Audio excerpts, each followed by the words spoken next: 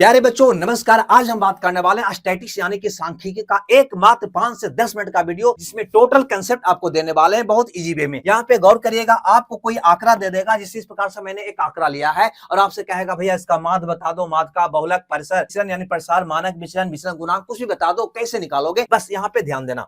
सबसे पहले मैंने एक आंकड़ा से सबसे पहले निकलेंगे माध्य निकालना। माध्य जो है ना दोस्त, वो बिल्कुल औसत होता है। अंगणितीय माध्य जो होता है वो औसत होता है। औसत क्या होता है? टोटल पद का योग, सबको जोड़ दो, सबका योग सबको जोड़ोगे कितना आ जाएगा? 90। अब बटा इसकी संख्या 1 2 3 4 5 6 7 8 9, बस आपका माध्य निकल जाएगा। ऐसे इसका योग मैंने जोड़ के रख लिया था 90। कितना आएगा भैया? माध्य तो सब जानता होगा निकालना, 10 तो आएगा ही आएगा। क्लियर है? सबों का योग, दिए गए पदों का योग बटा उसकी संख्या, हमारा क्या हो जाएगा? माध्य। लेकिन अगर माध्य का पूछ दे क्या करोगे दोस्त? यहाँ पे ध्यान देना, माध्य का जब निकालना हो ना, तो कोई भी आंकड़ा जो दिया हुआ है उसको पहले बढ़ते क्रम में लिख दोगे या घटते क्रम में लिख लोगे। चलो भैया इसको हम पहले बढ़ते क्रम में हम सजा लेते हैं। बढ़ते क्रम में सजाओगे तो सबसे पहले 9 है जो 2 बार आया है, चलो हम 9 को हम 2 बार लिख लेते हैं। उसके बाद 10 है, 1 2 3 4 5 बार, 10 को भी लिख लेते हैं, 1 बार 2 3 4 5 बार। ठीक है? उसके बाद 10 के बाद कौन है भैया? 11 है आपका 2 बार, तो 11 को भी लिख लिया जाए। क्लियर है? यानी दिए गए आंकड़ा को मैंने क्या किया? आरोही क्रम यानी कि बढ़ते क्रम में सजा लिया। बढ़ते क्रम में सजाने के बाद जो बीच वाला पद होगा वही हमारा माध्य का होगा। बीच वाला पद टोटल 9 का था, तो 4 को इधर हटा देते हैं और 4 को इधर हटा देते हैं। बीच में कौन बच गया भैया? 10। यानी यही हमारा क्या हो गया दोस्त? माध्य का हो गया। माध्य का हमेशा बीच वाला पद होता है, यानी इसका माध्य का कितना हो जाएगा दोस्त? 10 हो जाएगा।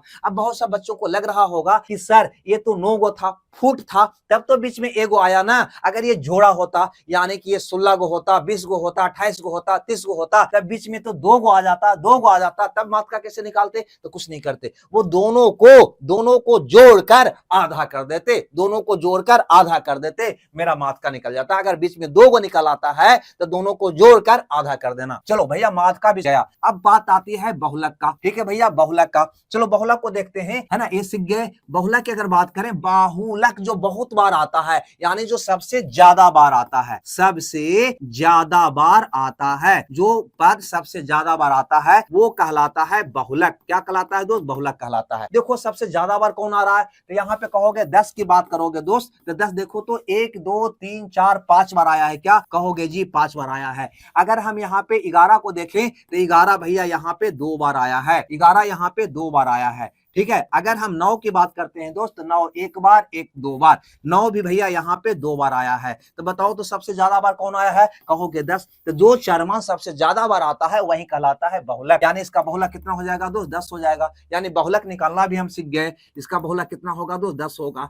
अब यहाँ पे 3 चीज सीखे, माध्य का और बहुलक। तो एक बात और याद रखना, ये माध्य का बहुलक जो मैंने सीखा, ये तीनों में भैया एक रिलेशन भी होता है। माध्य का बहुलक में एक रिलेशन होता है जो यहाँ पे लिखा हुआ है, याद रखना इसको। इससे बहुत क्वेश्चन रेलवे एसएससी दोनों पूछा है। रिलेशन क्या होता है? तो बहुलक बराबर होता है 3 गुने माध्य का माइनस 2 गुने माध्य। ये होता है हमारा तीनों में रिलेशन। इसमें वो कोई भी 2 का मान देकर तीसरा पूछ सकता है। जैसे सपोज मान लो आपसे कह देगा ना कि माध्य का भैया 10 है और माध्य भैया 5 है, तो बता दो कि बहुलक क्या होगा, ऐसा क्वेश्चन कर दे।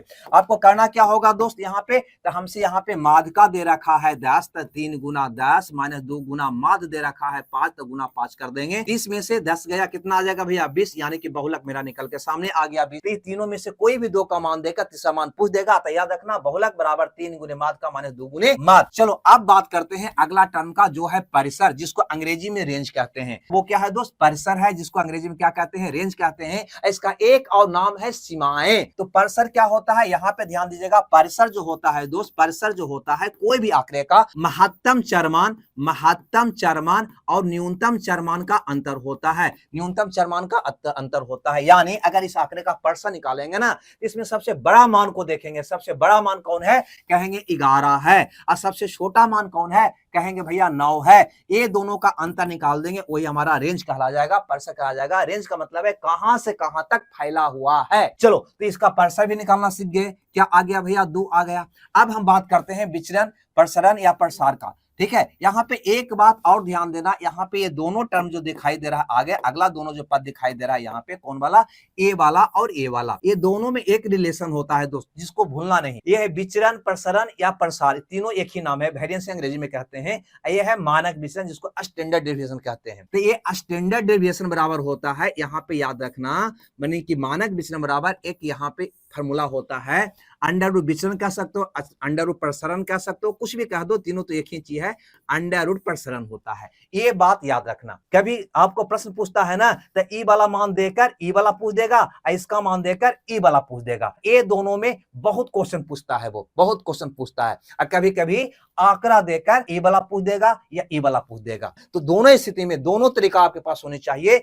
अगर विचलन देकर यानी कि प्रसरण देकर मानक विचलन पूछ दे तो क्या कहोगे, अंडर रूट प्रसरण, लेकिन यह मान हमेशा पॉजिटिव में लेना होता है, ये बात भी ध्यान रख। अब यहाँ पे ध्यान दो, हम पहले सीखते हैं विचलन निकालना यानी कि प्रसरण निकालना। अगर कोई आंकड़ा दे दे या कहे कि उसका प्रसरण बता दो, कैसे निकालोगे, तो उसके लिए क्या करना होता है कि सबसे पहले जो आंकड़ा होता है ना, उसको हमें माध्य निकालना होता है। माध्य कैसे निकालोगे, सबको जोड़कर उसकी संख्या से भागा दे दोगे, जो हम निकाल कर रख लिए हैं, कितना है भैया, 10 है। उसके बाद क्या करोगे दोस्त, यहाँ पे जब माध्य निकल जाएगा तो दिए गए चार मान से ये और ये माध्य का अंतर निकालोगे। तो 10 और 10 का अंतर कितना होगा, 0, और फिर इसका भैया वर्ग कर दोगे, 0 का वर्ग क्या हो जाएगा भैया, 0 हो जाएगा। बात आ रही है समझ में।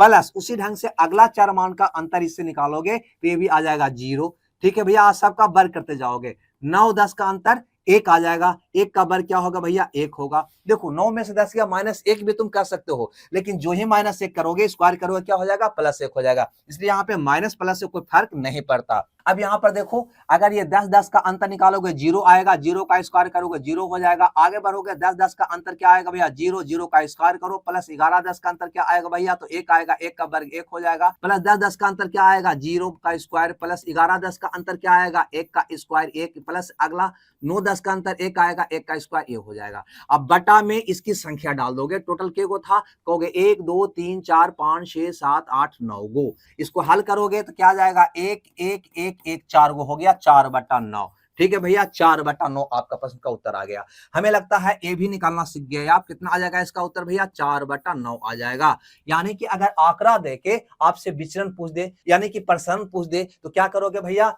तो माध्य और चार का अंतर का वर्ग का माध्य निकाल दो। एक तरह से क्या निकालो, उसका वर्ग का माध्य निकाले ना, इसकी संख्या से भाग देने के बाद उसका माध्य निकाल दी। चलो ये तो निकल गया। अब आगे बढ़ते अगला क्वेश्चन में। अगला आगे की कहानी देखते हैं कि स्टैंडर्ड डेविएशन पूछेगा तो वो क्या होता है। स्टैंडर्ड डेविएशन यहाँ पे ध्यान देना, स्टैंडर्ड डेविएशन अगर पूछेगा यानी कि मानक विचलन पूछ दे आपसे, मानक विचलन, ठीक है भैया, मानक विचलन यानी कि स्टैंडर्ड डेविएशन, ठीक है भैया।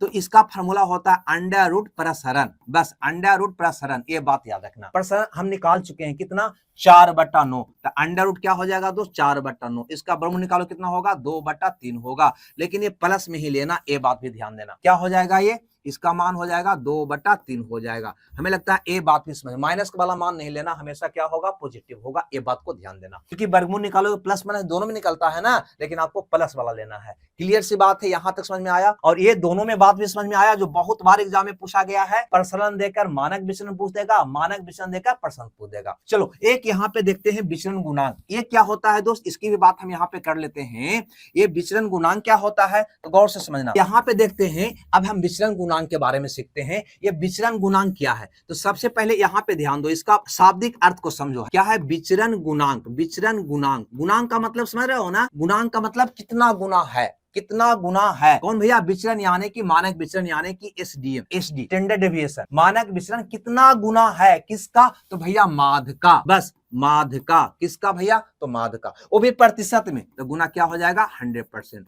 बस यही इसका फॉर्मूला होता है। आई बात समझ में। यानी आपको अगर विचलन गुणांक पूछ दे, गुणांक पूछ दे, गुणांक पूछ दे, तो देखना कितना गुना है माध्य का, कौन, तो मानक विचलन यानी कि एसडी स्टैंडर्ड डेविएशन। ऐसे भी आपका एरिया में होते होंगे ना, एसडीएम, एसडीएम, एसडीएम, याद रखोगे तब भी याद रह जाएगा। तो स्टैंडर्ड डेविएशन कितना है, मानक विचलन कितना निकाला तुम, तो कहोगे 2/3 निकाला। फिर माध्य कितना निकाला है, 10, तो यहाँ पे क्या हो जाएगा, 10। अब प्रतिशत में बदलना है तो गुना 100%, यानी ये एक कट गया भैया, तो आ गया 20/3%। ठीक है भैया, तो ये हो गया हमारा 20/3%। हमें लगता है ये बात आपको समझ में आ गया होगा। लेकिन यहाँ पे एक बात और ध्यान देना दोस्त, यहाँ पे एक क्वेश्चन और आपसे पूछता है, वो होता है माध्यिका और बहुलक में। अगर सारणी दे दे, वर्ग अंतराल के साथ देकर अगर माध्यिका और बहुलक पूछ दे, तो फिर फार्मूला से निकालना पड़ता है, जिसका वीडियो हम बहुत शॉर्ट 5 मिनट का अगले में हम बनाकर आपके बीच में पेश कर देंगे। जब तक हमें विदा दीजिए। अगर बढ़िया लगता है तो लाइक शेयर जरूर करिएगा, अपने दोस्तों में शेयर जरूर करिएगा, और लाइक कमेंट्स तो करना ही है आपको। हमें दीजिए विदा। Okay, bye bye.